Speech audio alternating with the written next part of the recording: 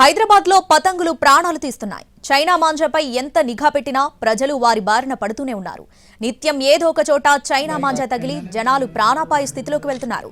రంగారెడ్డి జిల్లా Meerpet police station పరిధిలోనూ అలాంటి ఘటనే చోటు చేసుకుంది. ఆల్మాస్ కూడా ప్రధాన రహదారిపై రోడ్డు పక్కన నడుచుకుంటూ వెళ్తున్న యాదమ్మ అనే వృద్ధ మహిళకు అకస్మాత్తుగా చైనా మాంజా కాలికి చుట్టుకుంది. ఈ ఘటనలో ఆమె కాలు తీవ్రంగా కోసుకుపోయి భారీగా రక్తస్రావం జరిగింది. ఘటనను గమనించిన స్థానికులు వెంటనే స్పందించి గాయపడిన వృద్ధురాలిని సమీపంలోని ప్రైవేట్ హాస్పిటల్ కి తరలించారు. ప్రస్తుతం ఆమె అక్కడ చికిత్స పొందుతున్నట్లు సమాచారం. హైదరాబాద్ లో పతంగులు ప్రాణాలు తీస్తున్నాయి. చైనా మాంజాపై ఎంత నిఘా పెట్టినా ప్రజలు వారి బారిన పడుతూనే ఉన్నారు. నిత్యం ఏదో ఒక చోట చైనా మాంజా తగిలి జనాలు ప్రాణాపాయ స్థితిలోకి వెళ్తున్నారు. రంగారెడ్డి జిల్లా మీర్పేట పోలీస్ స్టేషన్ పరిధిలోనూ అలాంటి ఘటనే చోటు చేసుకుంది. ఆల్మాస్ కూడా ప్రధాన రహదారిపై రోడ్డు పక్కన నడుచుకుంటూ వెళ్తున్న యాదమ్మ అనే వృద్ధ మహిళకు అకస్మాత్తుగా చైనా మాంజా కాలికి చుట్టుకుంది. ఈ ఘటనలో ఆమె కాలు తీవ్రంగా కోసుకుపోయి భారీగా రక్తస్రావం జరిగింది.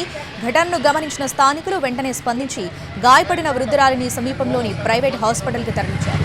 ప్రస్తుతం ఆమె అక్కడ చికిత్స పొందుతున్నట్లు సమాచారం.